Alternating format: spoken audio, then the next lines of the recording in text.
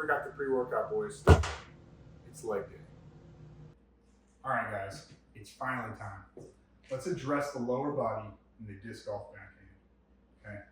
I've heard rumblings. I've heard chirps from the birds saying, Blitz doesn't understand the lower body's role in the disc golf backhand. He's minimizing how much power he's actually getting from his legs. Okay. That's not true. All right. I have an example here I'll show you in a second of me throwing, right, from a locked position, right, where my lower body can barely rotate, right? But because I have an optimized swing path, right, and I can efficiently use all of the power that my legs are generating, I can still hit some pretty great mile per hour, 400-foot throws, okay? I'm sure you've all seen the YouTube video or Snapchat video of Christian Kuoska, I think his name is, right? Throwing 400 feet from his knees, okay? It's because he's using every ounce of power he's generating down there, right? And he's stacking it on top of his torso and his shoulders. That's how he's able to actually throw that far, even without a hip snap, front hip opening, that kind of stuff, okay? The first thing I want to say is thank you to a few coaches, Owen Condit over at Trebuchet Disc Golf and Coach T at Slingshot. When I first started learning the backhand, right, 10 months ago, I watched a lot of their videos, right? And I listened to a lot of their stuff to understand the mechanics, right? Get external cues, figure out how I wanted to shape my hips from my backhand, okay? Not saying that I agree with every single thing they say, but they were integral to me developing my understanding of the hips, which got me to where I am today, okay? The first concept I want to discuss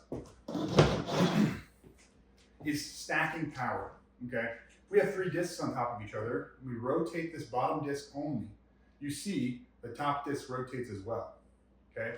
Now, if we could individually rotate the middle disc the same speed, right, while the bottom disc is rotating, this top disc is going to see 2 times the rotation, right? And if we could add a little bit more with the top disc, all of a sudden this top disc is seeing 2.5 times the force of rotation, right? So that's kind of what we're trying to accomplish here.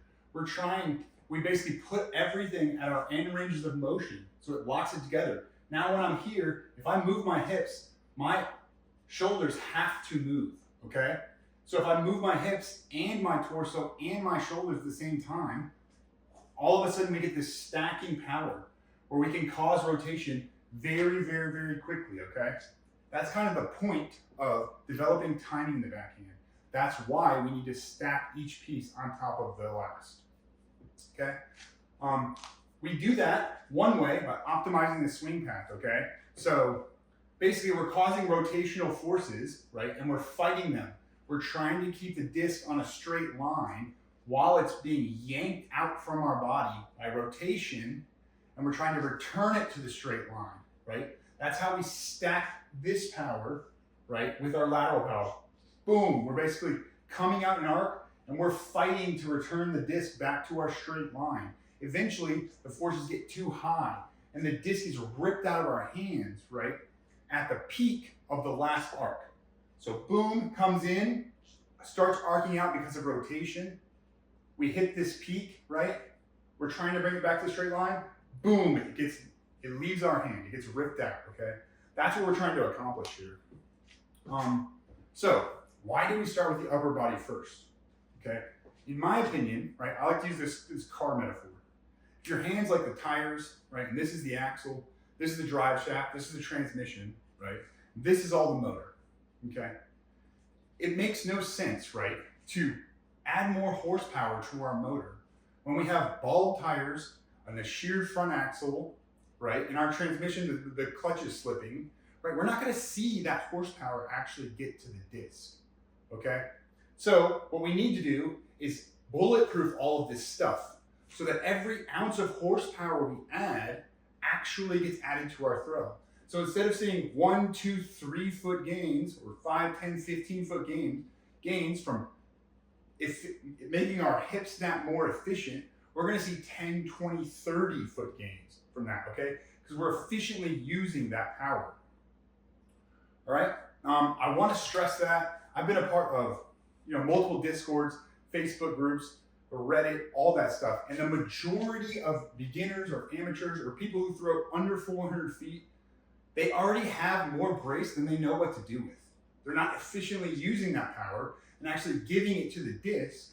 So there's no point in teaching them how to get more power from their lower body, right? They need to work on using the power they already have before they add more horsepower, right?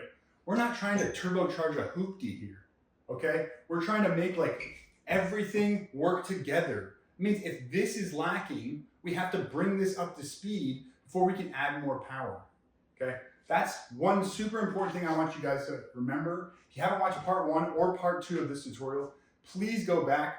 That is going to be the most effective way to add power to your backhand, to fix your nose angle, to fix your launch angle, okay? That's what's going to make you see distance on the course. This is what we're going to come to when all of that stuff is knocked out. When you go back to those videos, you check the boxes on the checklist of, am I here, am I here, am I here? Once all of those are checked, then you come here. Then you say, okay, let's add some horsepower. You start doing a little rocking, you start doing a little more extension, you start fixing your counterweight. This is where we get, you should already be, upwards of 350, 400 before you even really need to mess around with this. There are a couple of you out there, right, who are doing something just straight up wrong, right, that will instantly add a bit of power with your legs. But the majority of you are doing an okay job with your legs and just not able to actually utilize that power. In saying that, let's get to it. I'm going to explain something, and then I'm going to try to give you some external things you can look for in your own swing to figure out if you're doing this correctly or not. Okay? So the first thing I want to do, right, is show you how to feel hip rotation. So I want you to take a wide stance with our hips externally rotated and our toes pointed outward, right? This is like the anti-disc golf stance, right? We don't want to be here because our hips are already fully externally rotated, right? Our hips are forward and our feet are so far we can't actually transition our weight to our front foot. Right? So we're turning everything off. And by turning everything off, we should be able to feel this at a very small level, okay? So the first thing we're going to do is we're going to just flex our right butt cheek as hard as we can, and then we're going to relax our left butt cheek and sit back into it. Okay, we should feel tension here in our hip crease, right? This is what it looks like. Okay, this is closing my hips to the target. Hips are pointing this way, target's over there. All right, what we're going to do now is we're going to just reverse it. Relax this butt cheek, flex this butt cheek, okay? Boom, now my hips are pointing this direction toward the target, all right? This is the basis of the hip snap. We're trying to go from this position to this position very quickly, right? And if you put your arms out, you can feel, right? If you practice this especially, sit back, snap them, you'll feel this power, right, going up your trunk and into your shoulders and into your hands, okay? That is kind of the very beginning of learning what hip snap is and how to stack it with the rest of our power. So, why is this bad? Well, our toes are pointed outward, right? Which means we can't effectively bring our front hip all the way in. We can't point our hips very far away from the target, right? Whereas if we were to bring our toes in just a little bit, now I can effectively point my hips much farther away from the target and open them much closer toward the target, okay? The next thing, we need to bring our feet in a little bit, right? This allows us to have more balance and transfer from foot to foot, okay? So boom, feet are facing forward, our feet are about shoulder width apart. Now you'll see, now I can really create a bunch of closing power and a bunch of opening power. You can see I'm almost hips to the target now, okay? So this is why it's important to look at your feet. Make sure they're not too open, not too closed, okay? There is a such thing as hip external and internal bias, okay? So some people are going to be better at bringing their toes in and being internally rotated in their hips, and some people are going to be better at being externally rotated. And it's going to be hard for them to actually close their feet because their body's not strong in that position. So there's a range of acceptability here, right? We want to be somewhere near here, but if you need to be a little out or a little in, whatever feels best for you. If you're too far in like this, you're not going to have a good time, right? So if you're ever finding yourself in positions like this, right, it's not good. This is not an athletic position by any means, by anyone's definition. So that's what we're talking about the feet. Last thing about the feet is we want to always make sure, right, that our weight gets to our heel because, right, we're trying to transfer power into the ground with our quad, okay? And the easiest way to transfer power to the ground is to transfer it through this bone, okay? If we get on our tiptoe, now we have to transfer power not only through our ankle, but through our entire foot as well. And we have to use our calf as a limiter, right? So if we can get solid with the ground, weight in our midfoot, right? Like in a deadlift, like in a squat, right? We're gonna be able to put more power down effectively, okay? That kind of goes into the next point, balance, okay? We need to make sure we're balanced in our throw at all times. Why? Well, whenever you have to use stabilizing muscles, right, to keep yourself balanced, your body automatically takes power away from you. All right, if you've ever tried to like squat on a Bosu ball or like anything where you have a unsteady footing and you're trying to push up, right, or jumping off a raft in water, right, your body won't let you put much power down because it knows, right, if you put too much power, it's going to fall down. So by keeping ourselves in a balanced position, right, with our heel down, we're going to be able to most effectively, right, put power into our quad, stop ourselves from moving forward, brace ourselves, and extend the front leg to push the front hip back. To recap the feet, we want to make sure our toes are pointed in a direction that allows us maximal range of motion in our hips, right, with a range of acceptability where we can be a little out or a little in, just not too far, okay? And we also want to make sure we're in a position where we can easily balance between our feet, okay? Athletic position where transferring our weight is easy, okay? The last thing we want to look for is, are we falling forward or backward in our swing, okay? If we're doing any of those things, we're not going to be able to effectively use our legs as well as we could. Moving up, let's talk about the knees next. They're kind of linked to the feet in some ways, okay? So the first thing is, in order to relieve the tension on our knee, right, when we swing, right, we're putting a lot of tension on our knee because we're trying to rotate and stopping the rotation, okay? There's a few things we need to do. One, don't let your knee stay bent, okay? I call this soggy knee.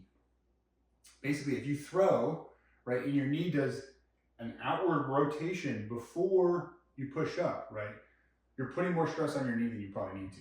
You want it to be a transfer to kind of straight on with your toes and then just a vertical movement, okay? That's gonna put the stress in our hip and take it off of our knee, okay?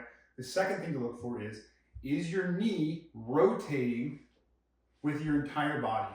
So when we swing, is everything rotating at once? Or are we rotating these pieces and then relieving pressure at the end of our throw? So what we want to see is, right, we want to see the end of the throw look like this. Boom, we extend our front leg and our arm extends at the same time. This is what we want to see in the end of our throw, both fully extended at the exact same time. Then we take the weight off of the toe and let the toe rotate. I do want to say, don't ever close your toe more than you feel comfortable with, okay?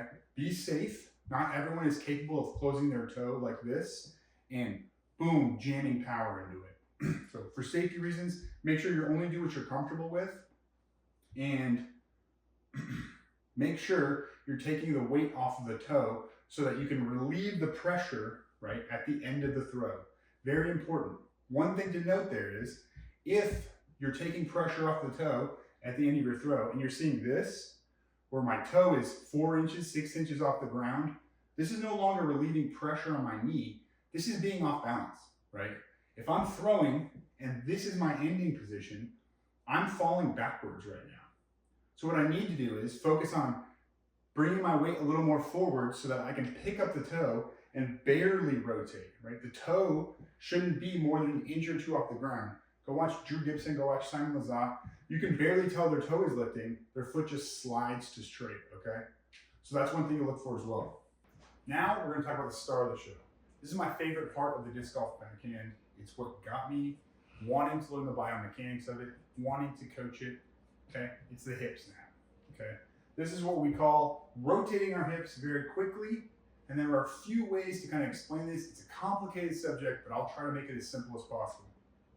Okay, basically what we're trying to do, right, is use either muscle, right, or momentum to push the front hip backward, which will drag the rear hip forward, okay?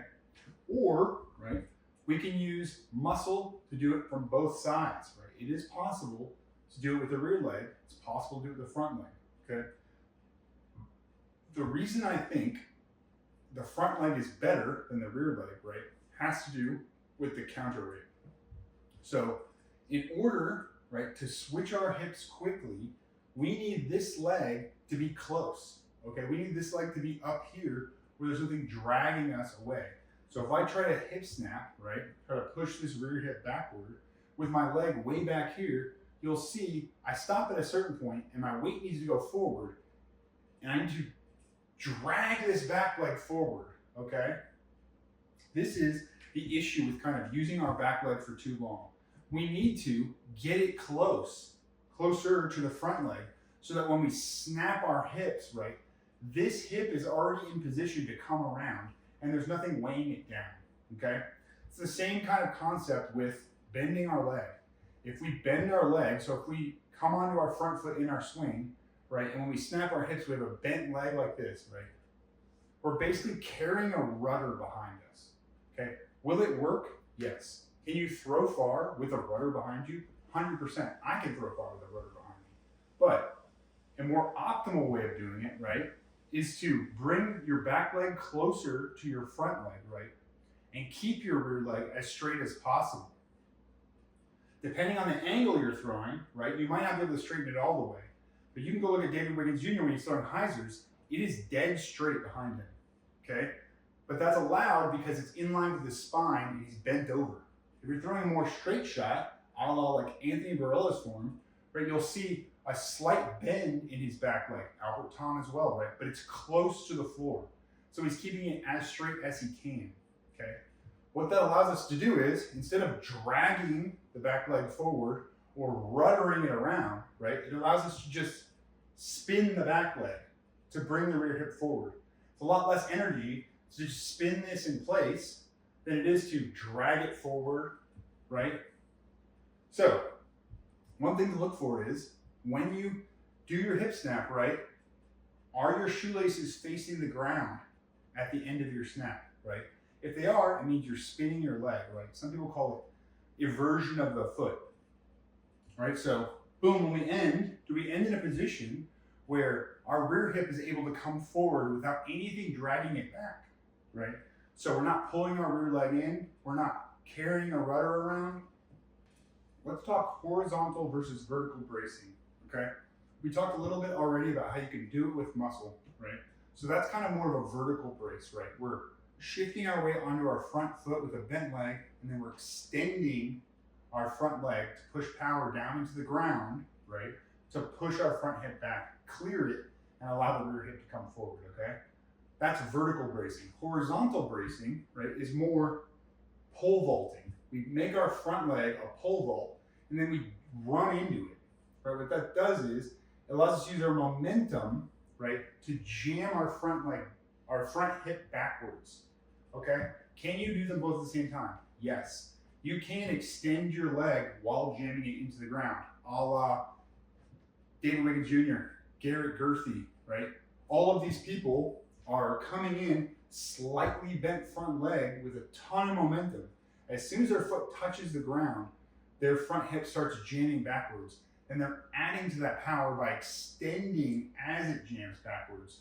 Combining both, that's how you're gonna get like the maximum power in a full run-up distance throw, right? I wouldn't worry about that when you're first beginning. Learn the vertical brace, right? And then, after you have it down, you can start adding some horizontal momentum and kind of upping that power. All right, let's talk timing. So, what's very important in the swing is we're trying to stack power, right? So as soon as our hips start moving, we only have until they're finished snapping, right, to get everything else done. Torso rotation, shoulder rotation, get the disc in position, right, in the optimal position for it to actually receive that power. So one thing that's important when you time your swing right is everything should start very close together, right? And some people say the hip should start first, but in my opinion, it's more of a natural movement. If you focus too much, right, on keeping this all completely back here until you get full weight on your heel, right? Full weight on your front heel, a lot of times you're gonna have timing issues, right? Naturally, right, you're gonna just start coming forward as soon as you start putting weight onto this foot. And your heel's gonna go down naturally near the beginning of your swing, okay? Boom, you're gonna come through like this. So, timing-wise, we need to make sure that we're timing things so that they all end together and they all start very close together, okay? Let's talk about our checklist here. Feet. We wanna make sure the toes are in a place where we can have a solid range of motion here, not pointing too far out, not pointing too far in. We wanna make sure the toe of the front foot lifts and relieves pressure on our knee, right? Hopefully after release, but if necessary, right, a little earlier, so we can alleviate that pressure and not cause any knee issues. Knees, we want to make sure we don't have a soft front knee that's spinning with our body, okay? We want to make sure our knee is transferring that lateral momentum, the rotational force to the hips, okay? And then rotating at the very end. Hips, right? We want to make sure our counterweight is in the right place, our rear leg is in the right place to allow, right, an efficient snap of the rear hip, okay? We want to make sure we're using, right, muscle to push into the ground and push our front hip back, okay? Boom. And then we want to make sure we're timing everything so we don't start pulling way before we even have weight transfer to our front foot and then extend our front leg late.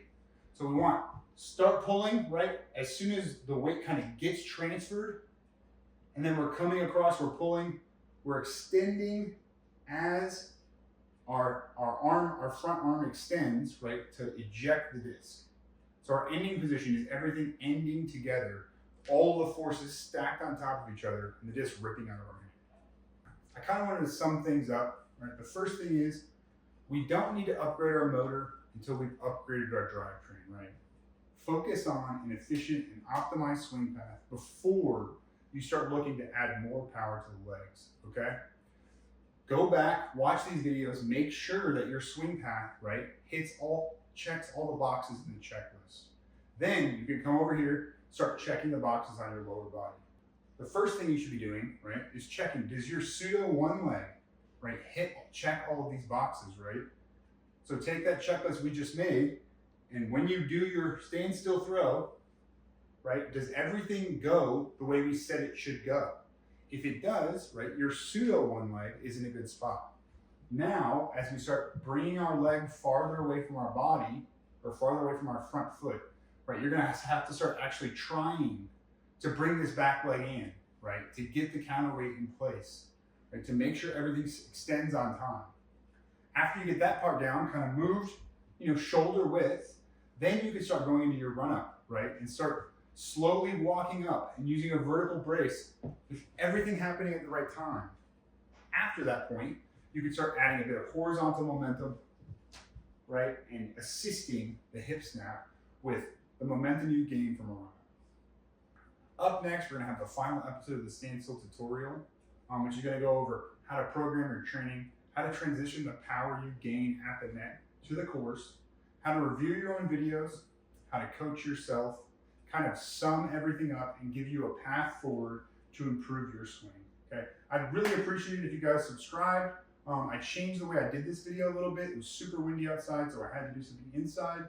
And I used a little bit more of a storyboard than I usually do. So please let me know in the comments if you like this way better or me rambling off the cuff better. Thanks, peace.